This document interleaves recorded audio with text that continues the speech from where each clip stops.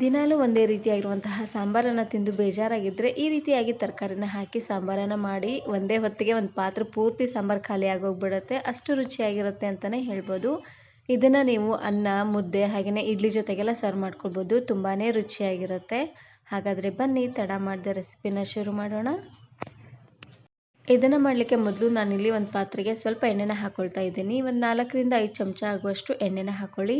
ಎಣ್ಣೆ ಸ್ವಲ್ಪ ಬಿಸಿ ಆಗ್ತಿದ್ದಂಗೆ ಅರ್ಧ ಚಮಚ ಆಗುವಷ್ಟು ಸಾಸಿವೆ, ಹಾಗೆಯೇ ಒಂದು 2 ಒಣಮೆಣಸಿನಕಾಯಿನ ಈ ರೀತಿಯಾಗಿ 1ರಲ್ಲಿ 2 ಭಾಗನ ಮಾಡಿ ಹಾಕ್ಕೊಳ್ತಾ ಇದ್ದೀನಿ. ಹಾಗೆಯೇ 2 ಎಸಳಾಗುವಷ್ಟು ಕರಿಬೇವು ಸೊಪ್ಪು ಎಲ್ಲವನ್ನು ಹಾಕ್ಕೊಂಡಾದ್ಮೇಲೆ ಇವಾಗ ಉರಿನ ಪೂರ್ತಿಯಾಗಿ ಲೋ ಫ್ಲೇಮ್ನಲ್ಲೇ ಇಟ್ಟು ಮೆಣಸಿನಕಾಯಿ ಹಾಗೆಯೇ ಕರಿಬೇವು ಸೊಪ್ಪು ಎಲ್ಲ ಚೆನ್ನಾಗಿ ಫ್ರೈ ಆಗೋ ರೀತಿಯಾಗಿ ಫ್ರೈ ಮಾಡ್ಕೊಳ್ಬೇಕು. ಇದೆಲ್ಲ ಪೂರ್ತಿಯಾಗಿ ಫ್ರೈ ಆದಮೇಲೆ ಇವಾಗ ನಾನಿಲ್ಲಿ ಸ್ವಲ್ಪ ತರಕಾರಿಗಳನ್ನು ಹಾಕ್ಕೊಳ್ತಾ ಇದ್ದೀನಿ. ಕ್ಯಾರೆಟು, ಬೀನ್ಸು, ಈರುಳ್ಳಿ ಹಾಗೆಯೇ ಬಟಾಣಿನ ಹಾಕ್ಕೊಳ್ತಾ ಇದ್ದೀನಿ, ಹಸಿ ಬಟಾಣಿ.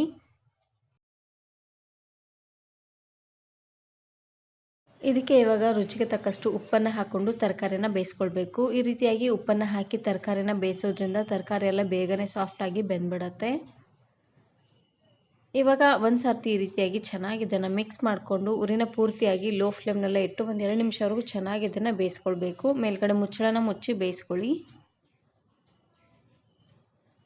ಇವಾಗ ನೋಡ್ತಾ ಇರ್ಬೋದು ತರಕಾರಿ ಎಲ್ಲ ಒಂದು 50% ಆಗುವಷ್ಟು ಚೆನ್ನಾಗಿ ಬೆಂದಿದೆ. ಇಷ್ಟು ಬೆಂದರೆ ಸಾಕಾಗತ್ತೆ. ನೋಡ್ತಾ ಇದ್ದೀರಲ್ವಾ.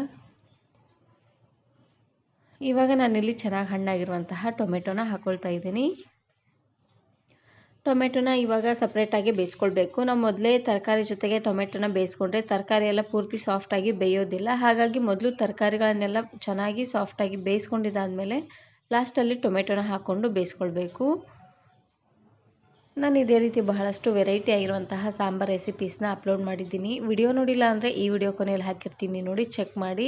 ಇಲ್ಲಾಂದರೆ ಪ್ಲೇಲಿಸ್ಟಲ್ಲಿ ಇರುತ್ತೆ, ನೋಡಿ ಚೆಕ್ ಮಾಡಿ. ನೋಡಿ ಟೊಮೆಟೊ ಎಲ್ಲ ಸ್ವಲ್ಪ ಸಾಫ್ಟಾಗಿ ಬೆಂದಾದಮೇಲೆ ಇದಕ್ಕೆ ನಾನಿಲ್ಲಿ ಒಂದು 1/4 ಚಮಚ ಆಗುವಷ್ಟು ಅರಿಶಿನ ಪುಡಿನ ಹಾಕ್ಕೊಳ್ತಾ ಇದ್ದೀನಿ. ಹಾಗೆಯೇ 1 ಚಮಚ ಆಗುವಷ್ಟು ಅಚ್ಕಾರದ ಪುಡಿನ ಹಾಕ್ಕೊಳ್ತಾ ಇದ್ದೀನಿ. ನಾನಿಲ್ಲಿ ಒಣಮೆಣಸಿಕಾಯಿ ಹಾಗೆಯೇ ಹಸಿರು ಮೆಣಸಿಕಾಯಿನ ಹಾಕ್ಕೊಂಡಿದ್ದೀನಿ ನೋಡಿ. ಹಾಗಾಗಿ ಪೂರ್ತಿ ಖಾರ ಆಗಿಬಿಡುತ್ತೆ. ಹಾಗಾಗಿ ನಾನಿಲ್ಲಿ ಒಂದೇ 1 ಚಮಚ ಆಗುವಷ್ಟು ಅಚ್ಕಾರದ ಪುಡಿನ ಹಾಕ್ಕೊಳ್ತಾ ಇದ್ದೀನಿ. ನಿಮಗೆ ಖಾರಕ್ಕೆ ಎಷ್ಟು ಖಾರ ಬೇಕೋ ಅಷ್ಟು ಖಾರ ನೀವಿಲ್ಲಿ ಹಾಕ್ಕೊಳ್ಬೋದು. ಖಾರ ಪುಡಿನ ಹಾಕಿದಾದ್ಮೇಲೆ ಒಂದು ಸರ್ತಿ ಈ ರೀತಿಯಾಗಿ ಚೆನ್ನಾಗಿ ಇದನ್ನು ಮಿಕ್ಸ್ ಮಾಡಿಕೊಂಡ್ರೆ ಆಯಿತು. ಖಾರ ಪುಡಿ ಹಾಗೆಯೇ ಅರಿಶಿನ ಪುಡಿನ ಹಾಕಿದ ಮೇಲೆ ಜಾಸ್ತಿ ಹೊತ್ತೆಲ್ಲ ಬೇಯಿಸೋ ಹಾಗಿಲ್ಲ, ಬೇಯಿಸಿದ್ರೆ ಒತ್ತೋದಂಗೆ ಆಗಿಬಿಡುತ್ತೆ. ಇವಾಗ ನಾನಿಲ್ಲಿ ಬೇಳೆನ ಹಾಕ್ಕೊಳ್ತಾ ಇದ್ದೀನಿ. 1 ಕಪ್ ಆಗುವಷ್ಟು ತೊಗರಿಬೇಳೆ ಹಾಗೆಯೇ 1 ಗೆಡ್ಡೆ ಆಗುವಷ್ಟು ಬೆಳ್ಳುಳ್ಳಿ, ಅರ್ಧ ಚಮಚ ಆಗುವಷ್ಟು ಅರಿಶಿನ ಪುಡಿನ ಹಾಕಿ ಕುಕ್ಕರಲ್ಲಿ ಹಾಕಿ ಒಂದು 3 ವಿಸಿಲ್ ಕೂಗಿಸಿ ತಗೊಂಡಿದ್ದೇನೆ. ಅದನ್ನು ಸ್ವಲ್ಪ ಸ್ಮ್ಯಾಶ್ ಮಾಡಿ ಹಾಕ್ಕೊಳ್ತಾ ಇದ್ದೀನಿ.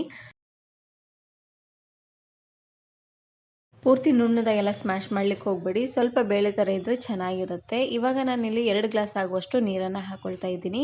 ನಿಮಗೆ ಸಾಂಬಾರು ಎಷ್ಟು ಬೇಕೋ ಅಷ್ಟು ನೀರನ್ನು ನೀವಿಲ್ಲಿ ಹಾಕ್ಕೊಳ್ಬೋದು. ಗಟ್ಟಿನಾದರೂ ಮಾಡ್ಕೊಳ್ಬೋದು, ತೆಳ್ಳಗಾದರೂ ಮಾಡ್ಕೊಳ್ಬೋದು.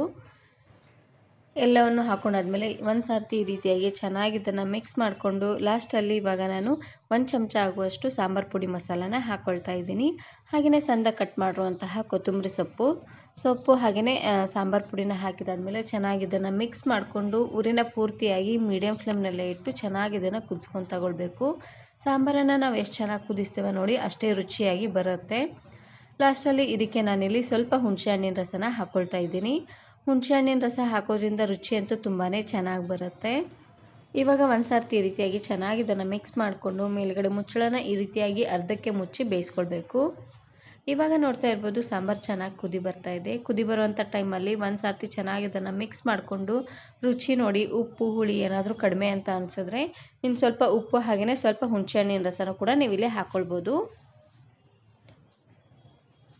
ಲಾಸ್ಟಲ್ಲಿ ಇದಕ್ಕೆ ಸ್ವಲ್ಪ ಬೆಲ್ಲನ ಹಾಕ್ಕೊಳ್ತಾ ಇದ್ದೀನಿ. ಬೆಲ್ಲನ ಹಾಕೋದ್ರಿಂದ ರುಚಿ ಅಂತೂ ತುಂಬಾ ಚೆನ್ನಾಗಿ ಬರುತ್ತೆ.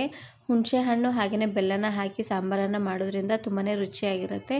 ಹೋಟ್ಲುಗಳಲ್ಲೆಲ್ಲ ಮಾಡ್ತಾರೆ ನೋಡಿ ಇಡ್ಲಿ ಸಾಂಬಾರು, ಆ ರೀತಿಯಾಗಿರುವಂತಹ ಸಾಂಬಾರು ಟೇಸ್ಟ್ ಬರುತ್ತೆ. ಇವಾಗ ಮತ್ತೆ ಮೇಲ್ಗಡೆ ಮುಚ್ಚಳನ ಮುಚ್ಚಿ ಉರಿನ ಪೂರ್ತಿಯಾಗಿ ಲೋ ಫ್ಲೇಮ್ನಲ್ಲೇ ಇಟ್ಟು ಬೇಯಿಸ್ಕೊಳ್ಬೇಕು.